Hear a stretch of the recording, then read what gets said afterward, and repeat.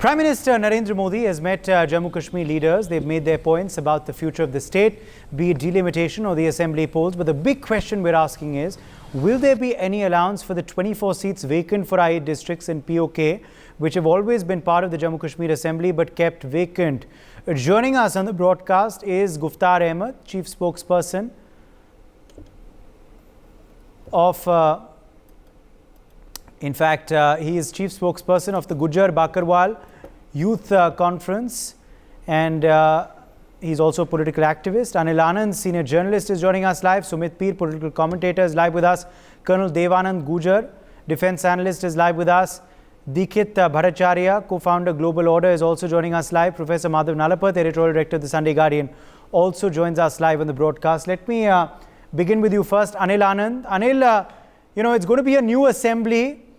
Delimitation exercises have already commenced, but is it important, along with giving due representation to all parts of the union territory, it also very imperative that we give due representation to POK, to Kashmiri Pandits, to other refugees as well?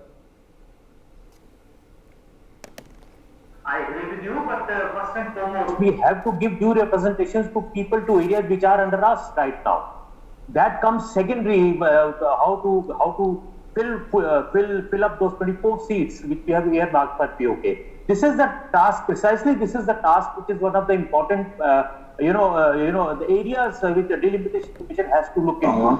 How many seats to be reserved for new categories being created? Now, Gujars and Bakarwals have been given school drive status for the first time.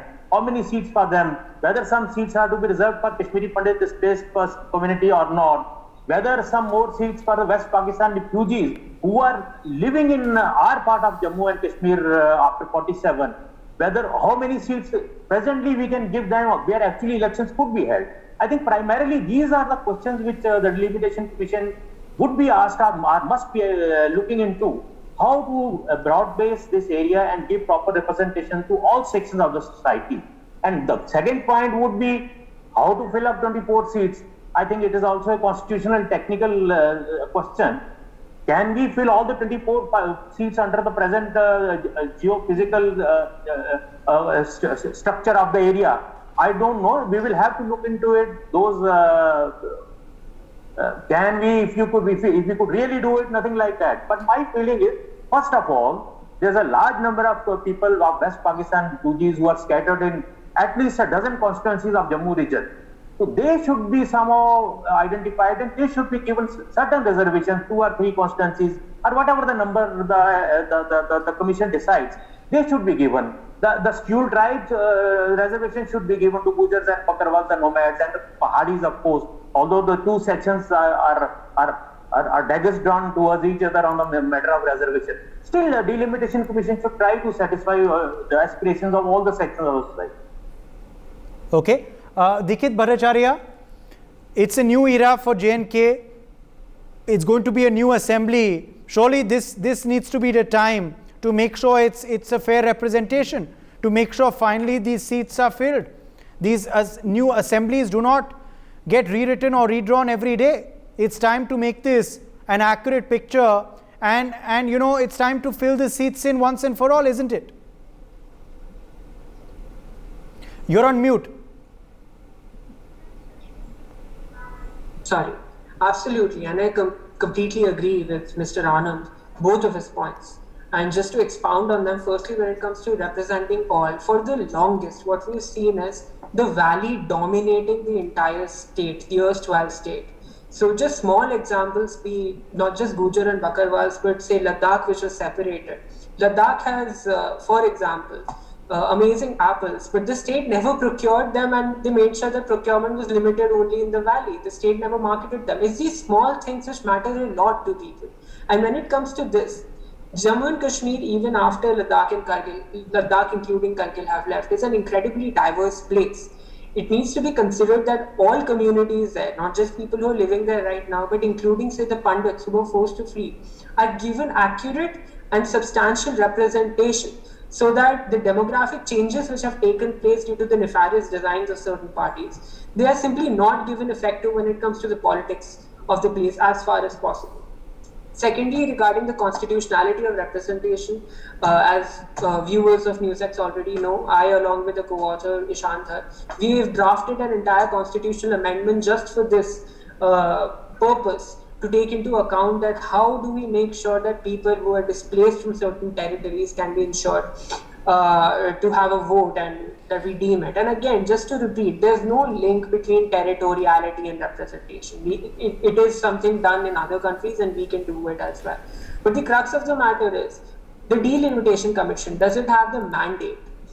Is it within these 2 points? Firstly, the fact that we are seeing 24 seats, it's a fresh start. It's a completely fresh start. We can have this going. We can have this going with new ideas. Yes, DK, please complete. Yeah, and secondly, after this fresh start, when it comes to say the idea and the impetus behind this, we shouldn't take the easy way out that people who are simply displaced but living in Jammu, they should vote in Jammu. We cannot take this easy way out, because what this does is, it gives an authority, a finality to their forced displacement. And that would be an absolutely atrocious thing to do. Okay. Yes. Is that something, Sumit, that you would, agree with? Because the fact is that, Pakistan is clearly stumped. Pakistan is clearly stumped by the fact that there has been no violence after the abrogation of 35A and 370. They are clearly very upset by how the world also has allowed this to be an internal issue of India. And now, how do we go forward? Well, we need to go forward by now not only claiming POK back, which is rightfully ours, but also ensuring that people of POK, people of Gilgit, people of other, such places which of course owe allegiance to India, are represented in this new assembly for a new Jammu Kashmir, for a new India.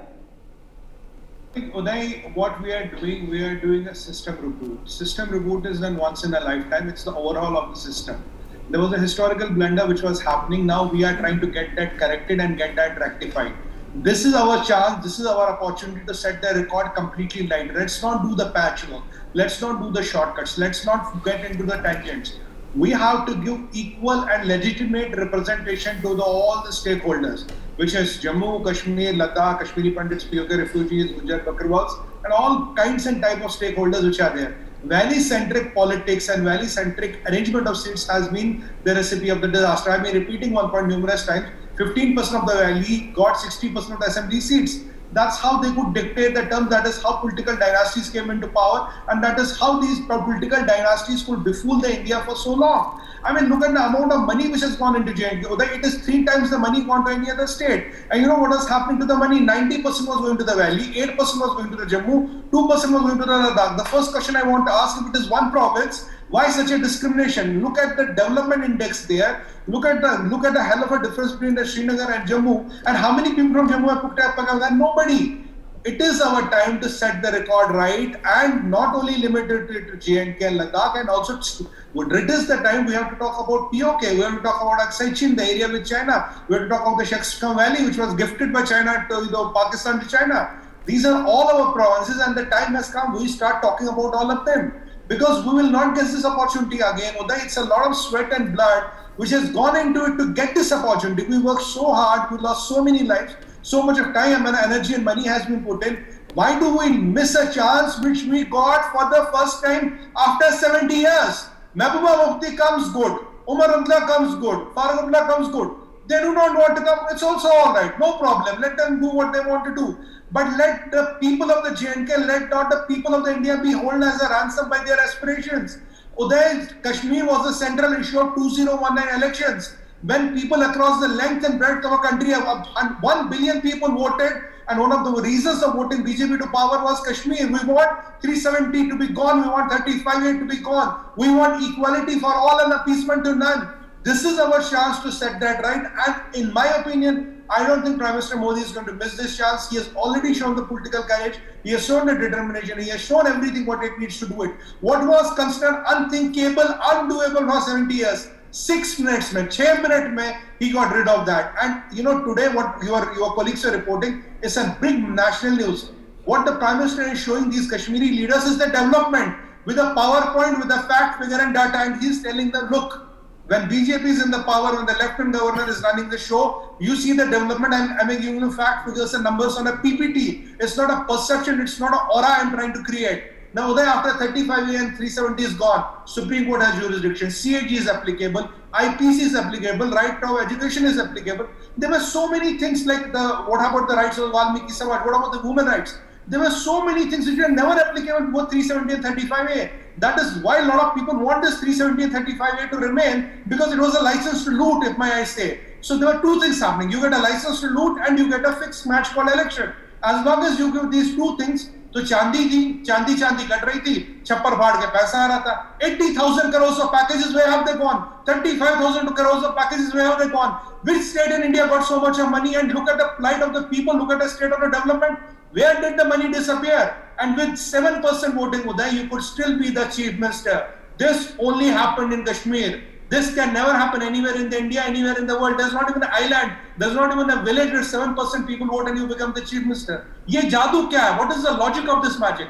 The logic of this magic was fixed match. Whatever happened, water under a bridge, it's gone. Let's set this right. Let's set it good. Let's set it perfect. And let's show the world, when India means business, we know how to do it. National pressure, international pressure, we all have lived through it. We know how to manage it. We know how to get our people together. Today, the good thing is, youth of the valley, youth of Jammu, youth of Udhampur, youth of every nook and corner of state are with you. They want aspirations, they want development. They are tired of Pakistan. And what irks me really, if somebody starts talking Pakistan, if somebody talks Niazi, if somebody talks Beijing, and if somebody talks Xi Jinping, then they are Gupkar gang. You have no right to come and talk to the Prime Minister. Then go to Niazi, go to Jinping. Don't come to Delhi. Go to Beijing, take a flight to Islamabad. Do whatever you want to do with them. I'm tired of this Pakistan and China bullshit. I'm tired of 35A and 370. It's gone, dusted, buried, settled for good. Aage teen cheezein: development, delimitation, and discourse. What is going to be the future political discourse of Kashmir, and what is the message we send to the India and across the whole world? Uday. Colonel Gujjar, the fact is that we've also seen how now there has been a gradual reduction in ceasefire violations by Pakistan, which has brought more peace to villages on the border. We've also seen how, thanks to alertness and alacrity of our forces, the neutralization of several terrorists and law and order has been largely maintained and peaceful, which is why perhaps now it's time to set the ball rolling for wider electoral process return and resumption in Jammu and Kashmir after the successful conclusion of the DDC polls, isn't it, Colonel Gujjar? Sir, you're on mute. Just a second. Yeah, firstly, I agree with whatever you have said, and all the other speakers have just made their points. I would like to take a minute extra and convey that the 370 and 35A, it is gone, number one. Number two, it was an impediment for the defense services, for the patriots, for the people who were denied their rights rightfully by the constitution. Look at what was happening before 370. I'm a military man. I had been there through every part of the time when there was a peace, and well before 90s, the fateful night of 19th and 20th January, 1990, when 5 lakh Hindus were thrown out. I was a young boy that time. I wouldn't understand what does it mean. And we were military people. Let me tell you, 370 has gone rightly, and you were mentioning, Uday, if I remember that, why Pakistan is worried as to international community has not raised their voice. What the hell international community can do? Our people have suffered. This was a campaign by Britishers. Today we hear about some toolkit nonsense. I really don't know how to word it. I'm a non-political man, I must tell you. But this tool of divide Bharat was going on pre-1947. And because of which we have suffered. Who suffered? As you rightly said, Gujars. Let me tell you, the Gujar community in Kashmir is a patriotic people. If today Kashmir, if anybody gets a credit after defense services, they are the very people who are on the borders. They are the very people who are on the hills. They got there by the parliament, gave them the constitutional right of ST status. 1992, mind it. Long 20 years those people were waiting. Thanks to present government, the Modi ji, very nice of him. He looked at those community and used number-minded, third largest community. The community which stood with the defense services. I am a military man. Anybody can go on the Google and see what's the role of Gujars there. I'll bring out Hill Kaka Operation 2002. I was posted there those days, quite a senior man in the system. These people fought with the military and defeated the terrorism. And look at it, what these people did on the garb of 370. I'm not commenting the political parties' families. That is a politicians to decipher. The point is, but there is an anti-Bharat gang which was working. We, the troops, were suffering casualties. And these very people under the garb of 370 will lodge FIR against us. My goodness, what these people were doing. Thank God, rightly it has gone. The Gujars have got their right, that is ST Act, which in spite of being passed by the central government, these people, these facade party, I call them, the anti-national parties, whatever, that's not a question, but they have got their right today. Thank you very much. Number one. Number two, it is not only the ST reservation. See, there are forest dwellers in J&K, Kashmir. I am talking more because firstly, I am a Gujar and secondly, I am a soldier. I had been in those hills throughout my career, 35 long years in that area, right from 84 onwards till 2015. And all those hills, these were the very people. We used to wonder as to why they have no house, why they can't make a permanent structure. They were suffering the terrorists also. And I would like to tell you, the Forest Right Act was passed in 2005. But shame on these facade people, politicians. Thank you, Modi ji, for whatever, we are proud of you as a soldier, as a citizen of my nation. Because you looked after that community, which is, really the one who suffered along with the Pandits, who suffered along with many patriots. But you see what was happening. I'll just take Uday one more second. 1947, the Indian army was marching towards the POK. I don't know what compelled these people to not to permit the army to use to airstrike to cross over to the bridges. And one very important facet. Why the line of control which passes from Jammu to Rajouri, to Mender, to Poonch, to go beyond towards Uri. This was an area which was very justified by those people, those anti-Bharat gang, those who wanted to break Bharat, not only break Bharat, planned that in times to come the Kashmir, the majority Muslims should continue. Because Gujars were patriots, they all knew them. They are Muslim by belief, but they would go with the nation. And their area more majority like the present LAC, the POK. They are Muslim. So they intelligently kept more population in the valley, and wherever the Gujar population, Hindus they had planned. In some time they will throw them out of that place. So I'm sure this is a very nice thing has happened. Now today's the Prime Minister, what action he has taken. Kudos to him. And of course, yes, I agree that Hindus have not been invited. Those people are feeling their agitations going on. It's okay. We have to trust this guy. He is the best bet for the country. Look at it, what you rightly said. Pakistan has been sorted out nice and proper. And why Pakistan? The so-called, the big guy, China says that I am the big man. Last year, same month, my dear, 16th June, Galwan mein what we have shown to these bloody Chinese, whole world has seen it. And that is what the level of leadership, that is what level of the changing Bharat and Badalta Bharat. And rightly so, now 2 years you have taken to sort out China. Let China come and try whatever they will try. It's up to various people. But nation is united. You people are united. Patriots are united. The Gujar community which was denied its right of ST reservation. You rightly said DDC. Okay. 39 DDC were elected. Okay, I'll come back to you. Colonel Gurjar, I'll come back to you. Professor Nalapat also with us at this point. Professor Nalapat, as we talk about a renewed policy, a new policy for Jammu and Kashmir and a discussion of that with an all-party meet, it's important to get every party's views on board because everyone is a stakeholder in a democratic process. We cannot dismiss anyone, and that's why all views are going to be taken in this meeting. But this will usher in reforms, Professor Nalapat. What reforms should be ushered in now? Well, I'd like to say that I completely agree that the step of removing 35A and 370 was absolutely justified, and I hope there will be absolutely no change in that particular policy. these two statutes are based on the two-nation theory. The two-nation theory, you'll remember, was based on the premise that Hindus and Muslims are separate nations. It's a ridiculous premise. There are 200 million Muslims in India who are loyal citizens and productive citizens.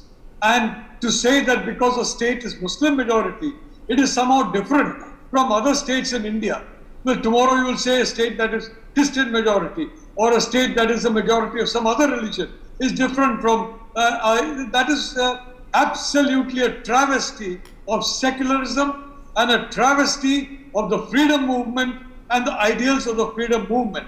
Mahatma Gandhi said that partition will come over his dead body. Well, the reality is, unfortunately, partition came, and Gandhiji, being non-violent, agreed to it. Nehru, I don't know why, agreed to POK and remaining, within the control of Pakistani raiders. They all agreed because they were traitors. Well, absolute. And secondly, Aksai Chin going into the hands of China. I would like to say, we don't want those horrible days back. And it's very important, for example, that the Pandit community, they get the seats proportional to what they would be in the population today. At that time, they were 500,000. Today, they'll be well over 1 million. There should be seats proportional to 1 million people, 1 million voters in Kashmir for the Kashmiri Pandit community. And as for the Gujars, I fully agree with you. The Gujars are an extremely valiant community. It doesn't matter if you're a Christian or a Hindu. The Gujars are among the most valiant communities that our country is proud to have.